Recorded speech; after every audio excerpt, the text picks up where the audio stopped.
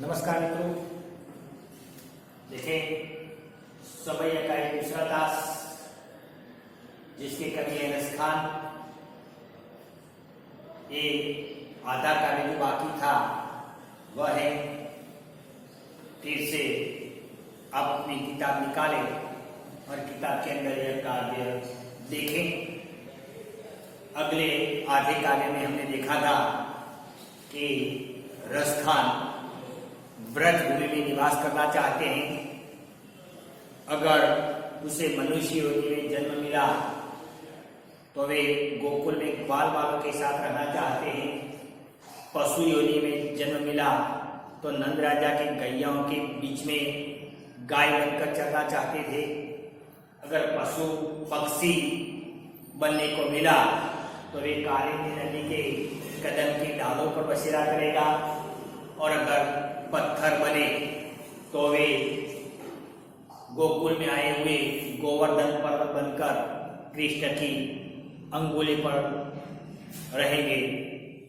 इसके बाद दूसरे भाग के अंदर हमने देखा था कि कृष्ण को अगर लाठी और भगवान कृष्ण अपने कंधे पर जो कंबल रखते थे वह धारण करने का मौका मिला तो वे आकाश पाताल और स्वर्ग लोक तीनों का वह राज्य न्योछावर करना चाहते थे।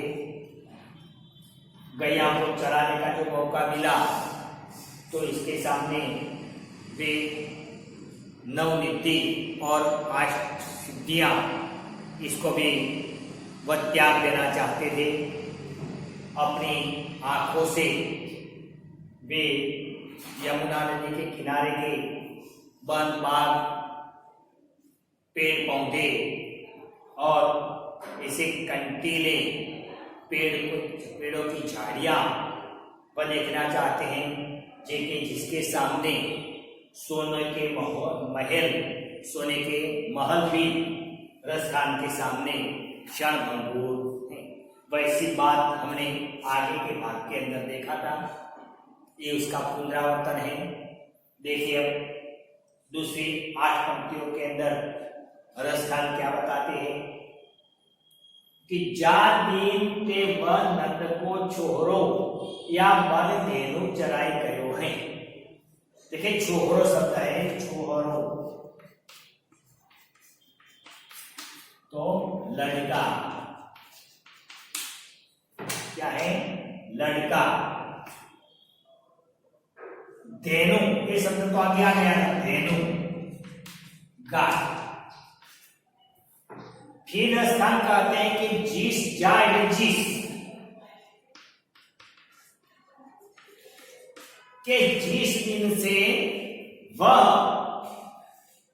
नंद का छोरा, नंद राजा का बेटा जो कृष्ण है, बाल कृष्ण है, वह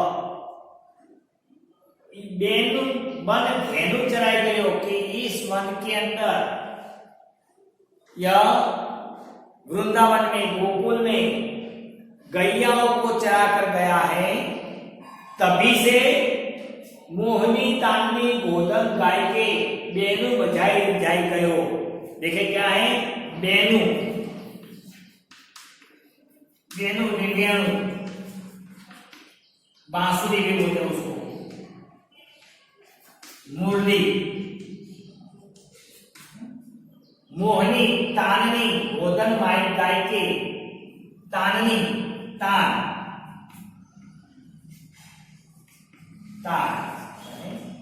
और मोहनी मोहित करने वाली।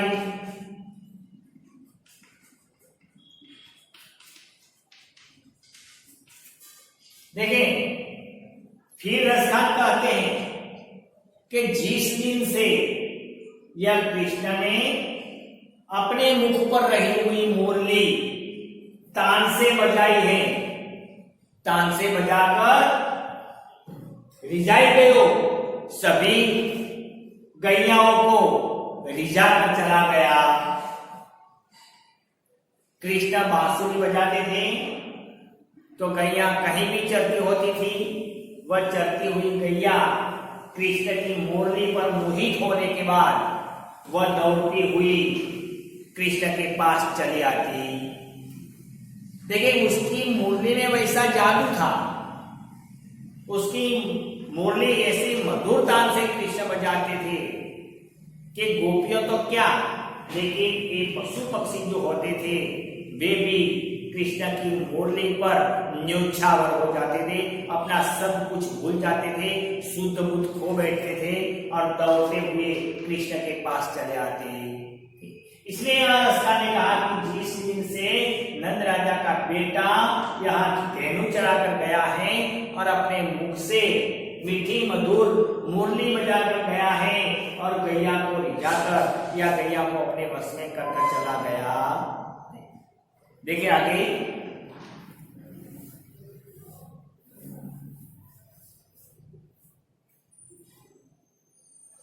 ताही धरी कुछ टोनसा के रसखान हिय में समाई गयो। धरी ने धारण करना, ताही ने तभी से कछु ने कुछ रसखान हिय में समाई गयो कि जिस दिन से उसने ये मुरली बजाई है उसी दिन से रसखान कहते हैं कि हिय जम गए।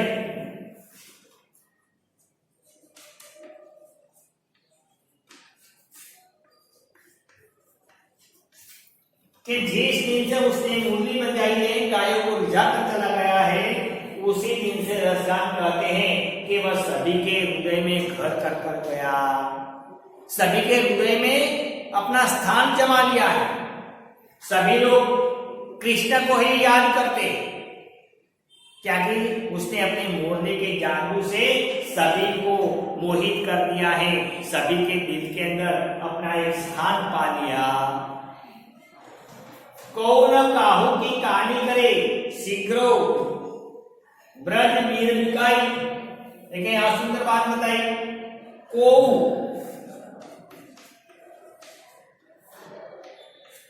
कोई, काहू किसी का,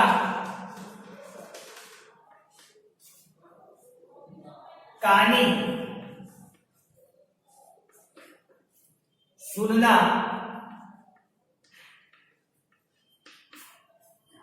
शीघ्र समस्त, शीघ्र मतलब समस्त। कौन काहू की कहानी करे शीघ्र ब्रज मीर बिकाई गयो, कि कोई शीघ्र ने परवाह है, परवाह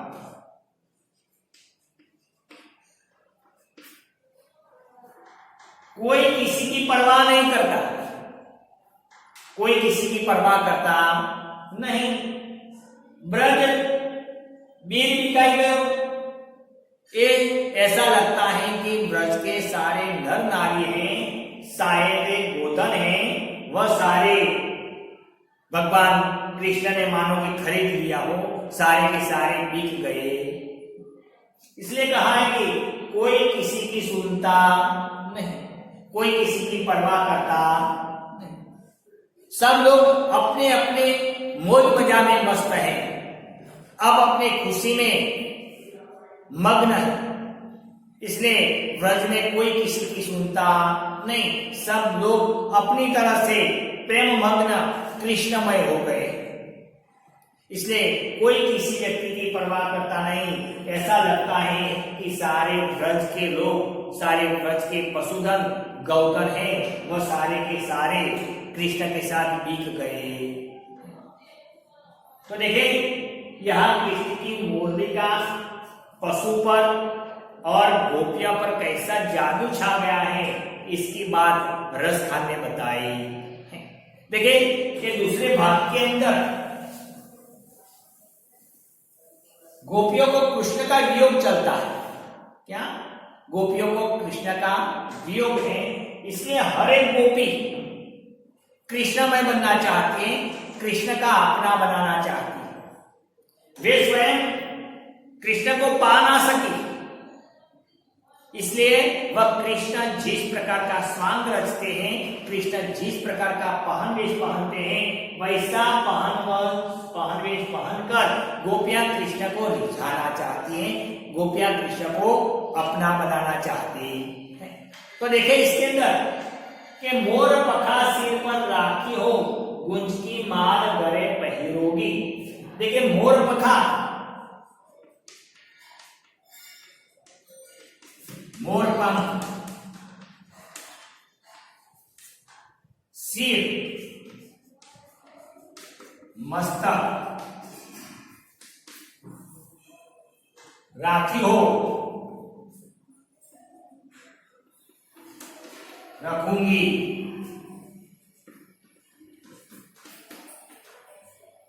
गुंज,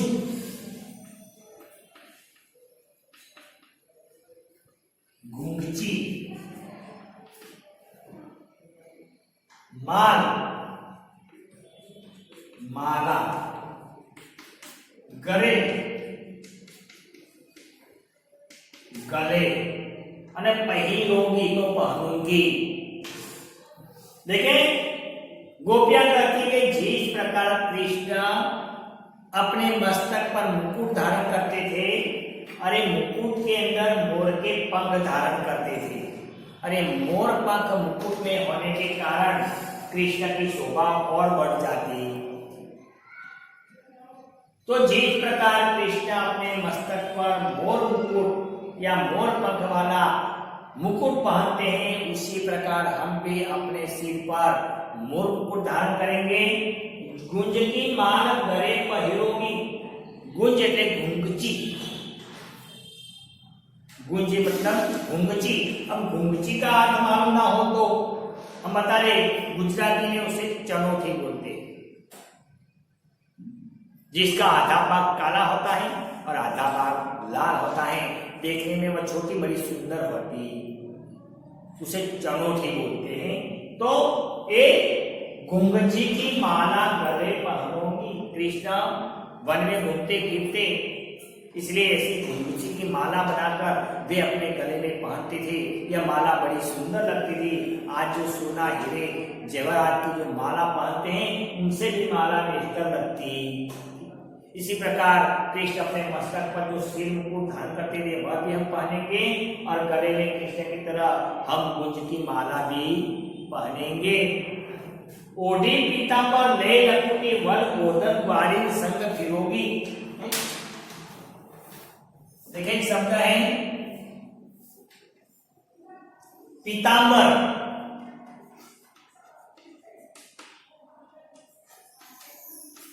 पीले वस्त्र। देखिए पीत जैसे पीला, अंबर मतलब वस्त्र, तो एक समास होता है कर्मधारय समास। अंबर का मतलब होता है वस्त्र, वस्त्र है लेकिन कैसे हैं? पीले, वह पीले उसकी विशेषता है, इसलिए पीतांबर शब्द है वह कर्मधारय समास बनता है। लेकिन यह समास कभी वाक्य में इसका उपयोग होता है कि पीतांबर धारी ने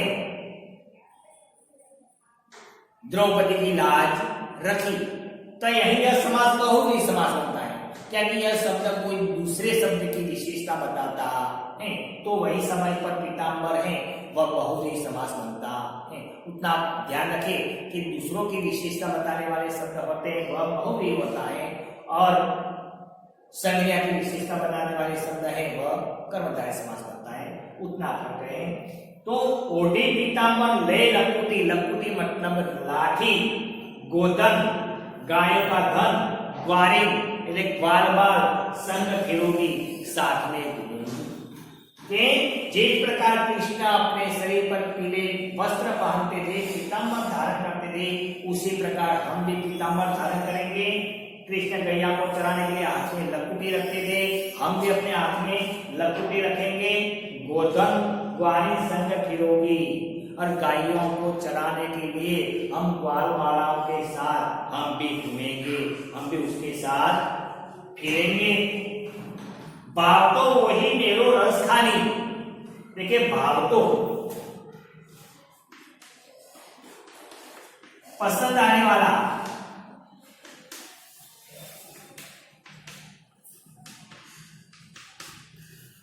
वो ही मेरो रस का नहीं सो तेरे क सब स्वांग स्वांग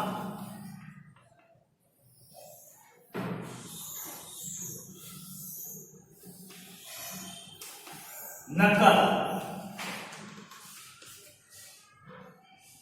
रसखान कहते हैं कि बाल कृष्ण को जो पसंद आता था वही पहन वेश। बाल कृष्ण को जो पसंद आता था वह सारा पहन वेश। कृष्ण के साथ सांग भरोगे कृष्ण के कारण वह सारी नकल करने के लिए हम तैयार। कृष्ण को मोर पखाग पसंद था, गुंगची की माला पसंद थी, पीतांबर पसंद थे, हाथ में लकड़ी लेकर गोधन चलाने का पसंद था। ये सारी क्रियाएं यह व्रज में रहने वाली गोपियां कृष्ण को पाने के लिए ऐसा सांग रचने की बात बताती हैं, वैसी नकल करना चाहती हैं, लेकिन क्या करना नहीं चाहती। पहले मुरली मुरली धर की अधरा धरी अधरा न धरोगी। देखिए यहाँ मुरलीधर शब्द है, यह मुरलीधर मुरली को धारण करने वाला वह भी कृष्ण है, और गिरिधर गिरी को धारण करने वाला वह भी कृष्ण है। लेकिन मुरलीधर और गिरिधर दो शब्द हैं, वह उपपद समास बनते। कृष्ण ने छोटे से छोटा काम भी किया और कठिन से कठिन भी काम किया। पर्वत को धारण करना कुछ सामान्य बाबत नहीं, वह कठिन से कठिन काम है, कोई नहीं कर सकता, और वह काम उसने किया तो गिरिधर कहलाए। और मुरली को बजाना, मुरली को हाथ में धारण करना वह सामान्य काम है, ऐसा काम भी कृष्ण ने किया तो वह मुरलीधर कहलाए। इसलिए कठिन से कठिन काम किया और सामान्य काम किया, लेकिन फिर भी उसके पर कोई अभिमान या छोटापन दिखाई देता नहीं, इसलिए कृष्ण महान है। मुरली मुरलीधर की अधरान अधरान ओष्ठ ओठ न धरेगी धर न धरेगी न धरोगी नहीं धरो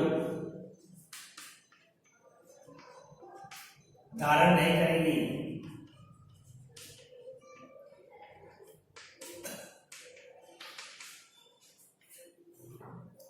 पेन मुरली मुरलीधर की अधराधर ये सब सांग तो रचूंगी, लेकिन कृष्ण अपनी मुरली को अपने मुख पर जो धारण करते थे वह मुरली को हम अपने मुख पर धारण करेंगे नहीं, क्योंकि वही मुरली को हम हमारे मुख पर धारण करेंगे तो वह मुरली झूठी हो जाएगी, और ऐसी झूठी मुरली फिर कृष्ण अपने मुख पर रखे यह हमें अच्छा लगता नहीं, इसमें भगवान कृष्ण का अपमान जैसा लगता है। इसलिए सब सांग रचने की बात करते हैं, कृष्ण की सब नकल करना चाहते हैं, लेकिन गोपियां कृष्णमय हो जाने के कारण वे कृष्ण की मुरली अपने आधार पर धरकर उसे झूठी करना चाहती नहीं, क्योंकि ऐसी झूठी मुरली कृष्ण अपने मुख पर धारण करे वह गोपियों को अच्छा लगता नहीं। तो मित्रों, एक काव्य का दूसरा भाग भी हम यहाँ समाप्त करते हैं। अब हम इस काव्य में से थोड़े एक वाक्य के दो वाक्य के लंबे प्रश्न निकाले हैं। आप अपने नोटबुक में अच्छे अक्षरों से यह सारा स्वाध्याय का लिख दे। तो देखिए स्वाध्याय इसका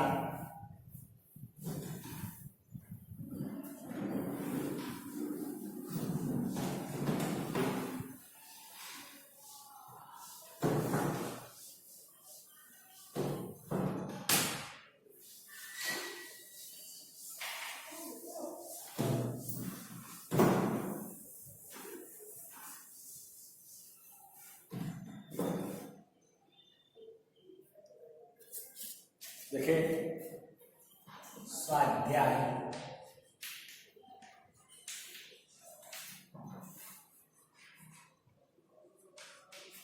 एक वाक्य की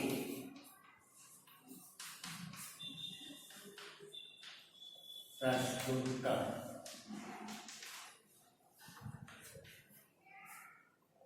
कल धो के धाम का क्या है? कल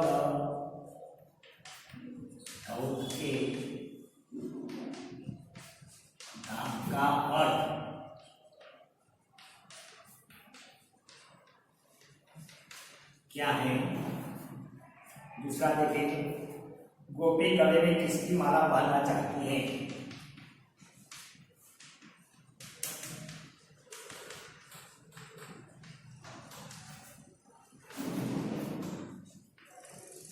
माला पहनना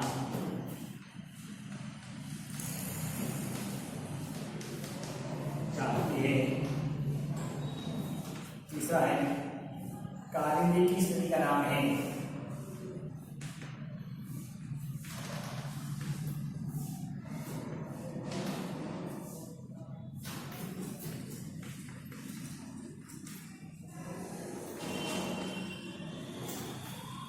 चौथा देखिए, गोपियों क्या ओढ़कर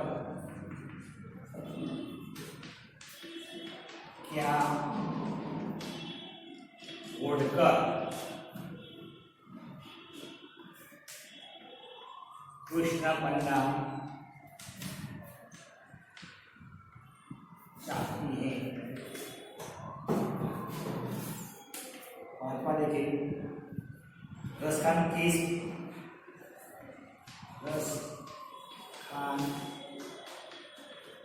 किस पहाड़ का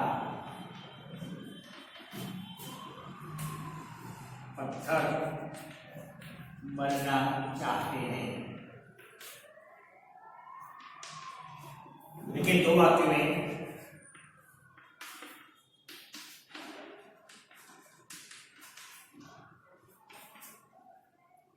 गोपी कृष्ण की मुरली को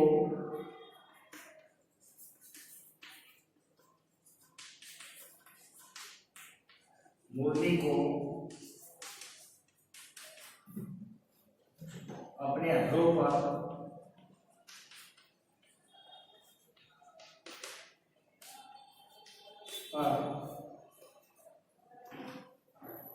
क्यों नहीं धारण करेगी?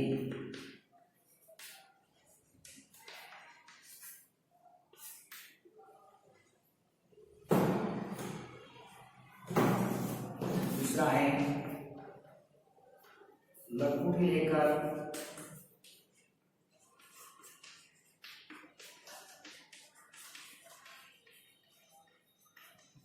रसखान क्या करना चाहते हैं? और एक लंबा प्रश्न है,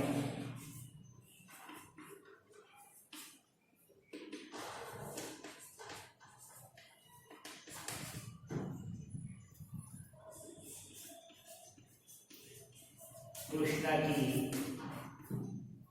मुरली का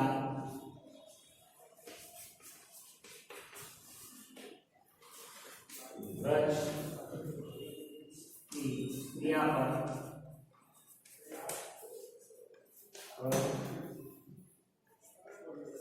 क्या प्रभाव पड़ा? तो देखिए, एक वाक्य का प्रश्नोत्तर है, कल धौत के धाम का अर्थ क्या है?